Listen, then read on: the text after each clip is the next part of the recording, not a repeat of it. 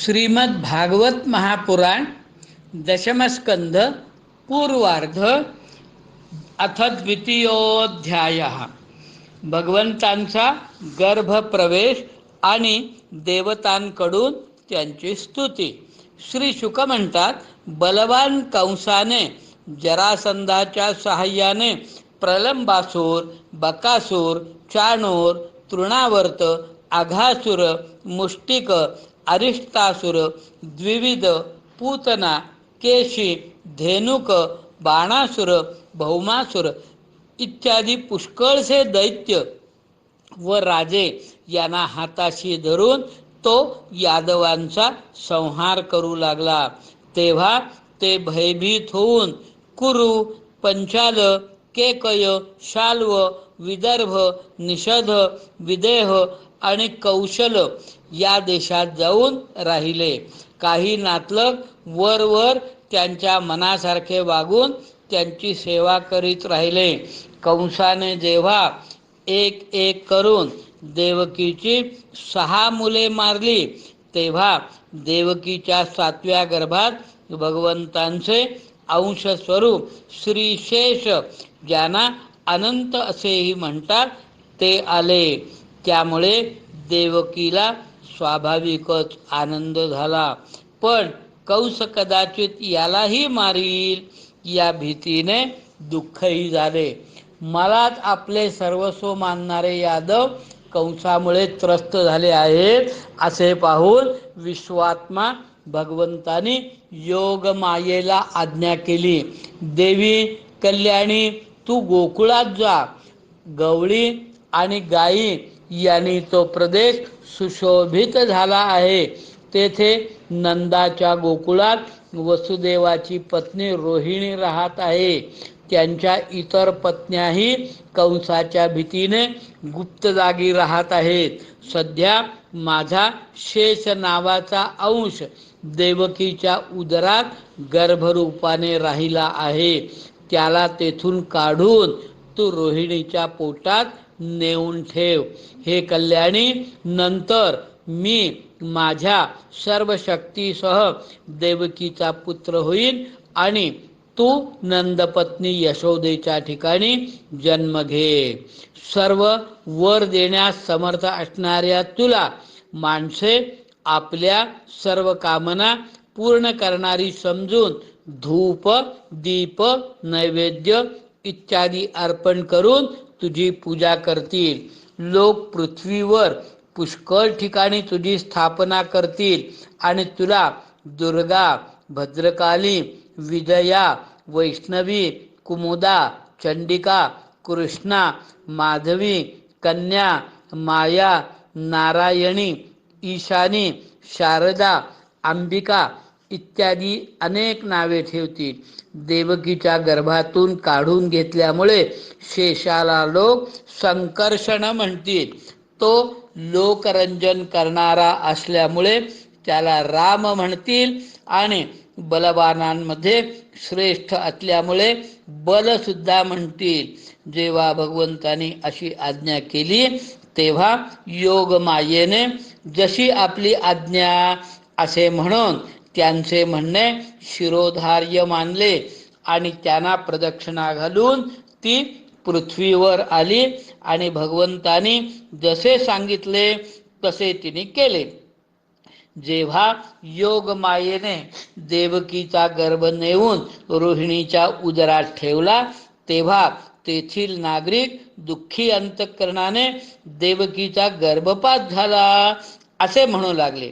भक्तांना अभय देणारे विश्वरूप भगवान वसुदेवांच्या मनामध्ये आपल्या सर्व कलांसह प्रविष्ट झाले. भगवंतांचे तेज धारण केल्यामुळे वसुदेव सूर्याप्रमाणे तेजस्वी झाले.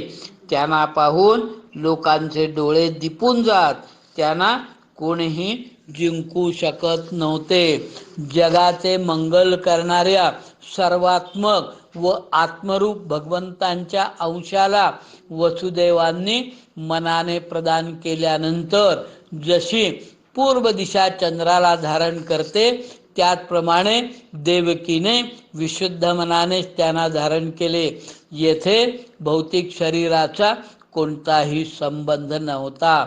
घड्यामध्ये बंद केलेल्या दिवाचा प्रकाश किंवा आपली विद्या दुसऱ्याला न देणाऱ्या गर्विष्ठ ज्ञानाच्या श्रेष्ठ विद्येचा प्रकाश जसा सगळीकडे पसरत नाही, त्याचप्रमाणे कंसाच्या कारागृहात बंद असलेल्या देवकीचा सुद्धा प्रभाव जगन्निवास तिच्यामध्ये राहत असूनही लोकांना जाणवला नाही. हा आनंद बाहेर प्रकट न करता देवकी अंतर्मनातच तो अनुभवत होती. देवकीच्या अंतरंगात भगवान विराजमान झाले होते.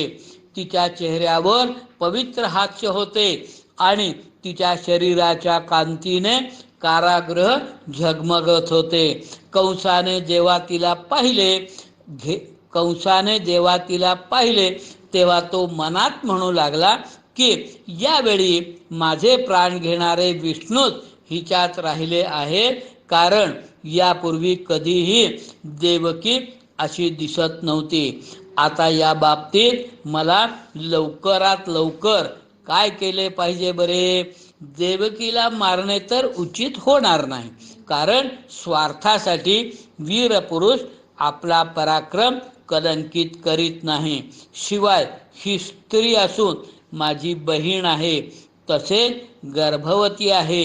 हिला मारल्याने माझी लक्ष्मी आणि आयुष्य तत्काळ नष्ट होऊन जाईल आणि माझी कायमची अपकीर्ती होईल. जो अत्यंत क्रूरपणाने वागतो तो माणूस जिवंत असूनही मेल्यासारखाच आहे. त्याच्या मृत्यूनंतर लोक त्याला शिव्या शाप देतात. इतकेच नव्हे तर तो देहाभिमान्यांसाठी योग्य अशा नरकातच निश्चितच जातो. कंस जरी देवकीला मारू शकत होता तरी सुद्धा तो स्वतःच या अत्यंत क्रूर विचारांपासून परावृत्त झाला. आता भगवंतांच्या दृढ वैरभाव बाळगणारा तो त्यांच्या जन्माची वाट पाहू लागला. भगवत सान्निध्यामुळे त्याचे दुष्ट विचार मावळले. कंसाची परिस्थिती कशी होती? आसीन सविशंस्तिष्ठन भुंजान पर्यटन महीम चिंतयानो ऋषिकेश मपश्यत तन्मयम जगत.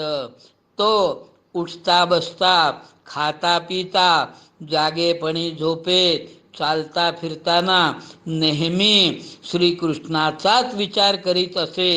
त्यामुळे त्याला सारे जगत श्रीकृष्णमय दिसत असे.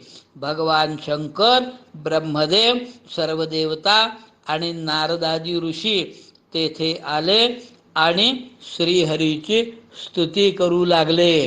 प्रभो, आपण सत्य संकल्प आहात. सत्य हेच आपल्या प्राप्तीचे श्रेष्ठ साधन आहे. सृष्टीच्या पूर्वी, प्रलयानंतर आणि सृष्टी असताना या तिन्ही वेळी आपणच सत्य असता, म्हणून असत्य सृष्टी सत्य वाटते. पृथ्वी, जल, तेज, वायू आणि आकाश या 5 भासमान सत्यांचे आपणच कारण आहात आणि अंतर्यामी रूपाने त्यामध्ये विराजमान सुद्धा आहात. आपण या दृश्यमान जगाचे आधार आहात. आपणच मधुरवाणी आणि समदृष्टीचे प्रवर्तक आहात. भगवन, आपण केवळ सत्य स्वरूपच आहात. आम्ही सर्वजण आपल्याला शरण आलो आहोत. हा संसार एक सनातन वृक्ष आहे. एक प्रकृती ही या वृक्षाचा आधार आहे. सुख आणि दुःख ही याला 2 फळे आहेत. सत्व, रज आणि तम ही 3 मुळे आहेत. धर्म, अर्थ, काम, मोक्ष हे 4 रस आहेत. कान, त्वचा, नेत्र, जीभ आणि नाक हे याला जाणण्याचे 5 प्रकार आहेत. उत्पन्न होणे, स्थिर असणे, वाढणे, बदलणे, क्षय होणे आणि नष्ट होणे हे याचे स्वभाव आहे. रस, रक्त, मांस, मेद, अस्थि, मज्जा आणि शुक्र अशा 7 धातू या वृक्षाच्या साली आहेत. पंचमहाभूते, मन, बुद्धी आणि अहंकार या 8 फांद्या आहेत. याला मुख, डोळे, कान, नाक, गुद, शिश्न अशी 9 द्वारे म्हणजे ढोली आहेत. प्राण, अपान, व्यान, उदान, समान, नाग, कूर्म, कृकल, देवदत्त आणि हे धनंजय हे 10 प्राण याची 10 पाने आहेत. या संसार रूप वृक्षावर जीव आणि ईश्वर हे 2 पक्षी आहेत. या संसार रूप वृक्षाच्या उत्पत्तीचा आधार एक मात्र आपणच आहात. आपल्यामध्ये याचा प्रलय होतो आणि आपल्या कृपेने याचे रक्षण सुद्धा होते. ज्यांचे चित्त आपल्या मायेने झाकले गेले आहे तेच उत्पत्ती, स्थिती आणि प्रलय करणाऱ्या ब्रह्मदेव इत्यादी देवांना अनेक रूपात पाहतात, ज्ञानी नव्हे. आपण ज्ञानस्वरूप आत्मा असून चराचर जगाच्या कल्याणासाठी अनेक रूपे धारण करता. आपली ती रूपे विशुद्ध सत्वमय असून ती संतांना सुख देणारी व दुष्टांचे अकल्याण करणारी असतात.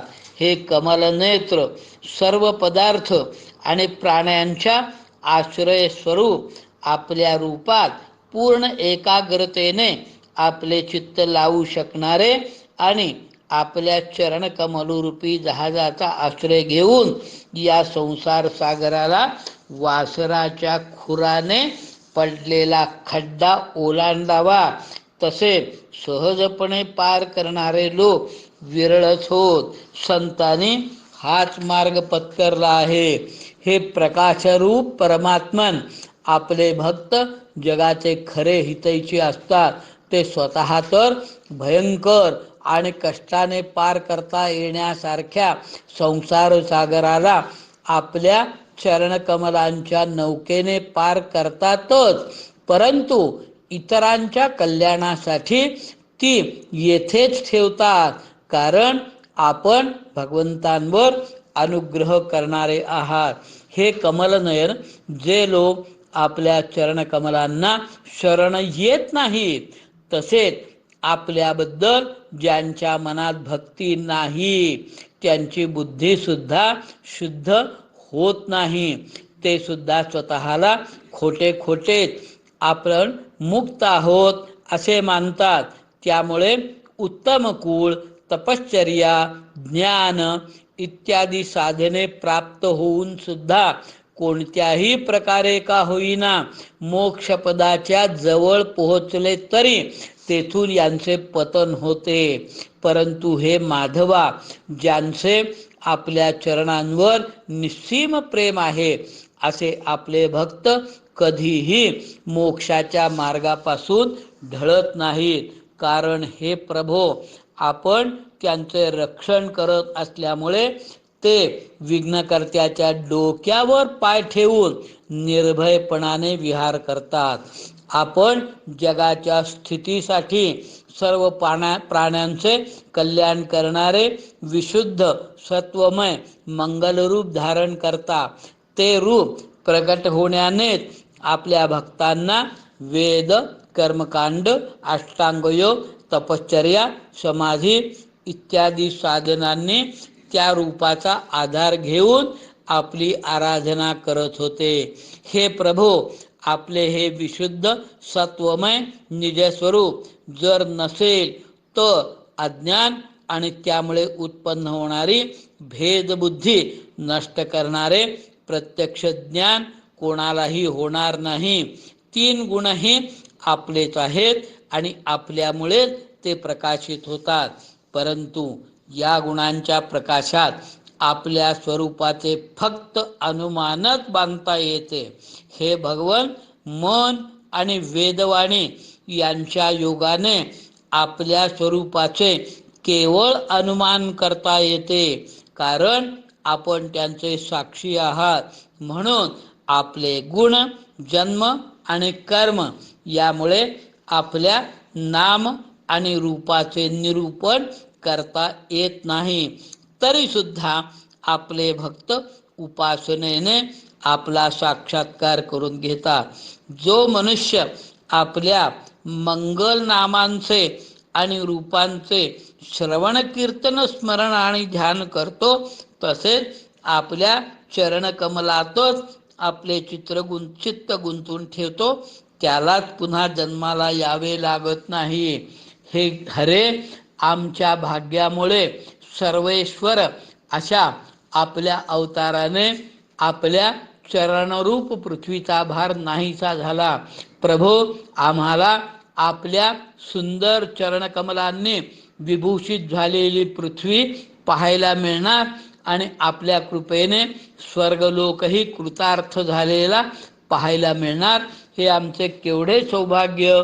हे प्रभो, आपण अजन्मा असून जन्म घेता, याचे कारण ही आपली ही एक लीला आहे असेच आम्हाला वाटते. कारण हे नित्यमुक्त जगाची उत्पत्ती, स्थिती आणि प्रलय हे आपल्यावर अज्ञानामुळे आरोपित केले जातात. प्रभो, आपण जसे अनेक वेळेला मत्स्य, हयग्रीव, कूर्म, नृसिंह, वराह, हंस, राम, परशुराम आणि वामन अवतार धारण करून आमचे आणि तिन्ही लोकांचे रक्षण केले, त्याचप्रमाणे यावेळी सुद्धा पृथ्वीचा भार हलका करावा. हे यदुश्रेष्ठ, आम्ही आपल्या चरणांना वंदन करीत आहोत. हे देवकी माते, आपल्या उदरामध्ये आम्हा सर्वांचे कल्याण करण्यासाठी स्वतः भगवान पुरुषोत्तम आपल्या शक्तीसह आले आहे. ही मोठी भाग्याची गोष्ट आहे. आता आपण मृत्यूच्या दारी असलेल्या कंसाला अजिबात भिवू नका. आपला पुत्र यदुवंशाचे रक्षण करील. श्री शुक म्हणतात, परीक्षिता, ब्रह्मदेवादी देवांनी ज्यांच्याविषयी निश्चितपणे काही सांगता येत नाही अशा भगवंतांची अशी स्तुती केली आणि ते स्वर्गाकडे गेले. इति श्रीमद्भागवते महापुराणे पारमहंस्यां संहितायां दशमस्कंदे पूर्वार्धे गर्भगत विष्णोर्ब्रह्मादिकृतस्तुतिर्नाम द्वितीयोऽध्यायः. श्रीकृष्णार्पणमस्तु. हरये नमः.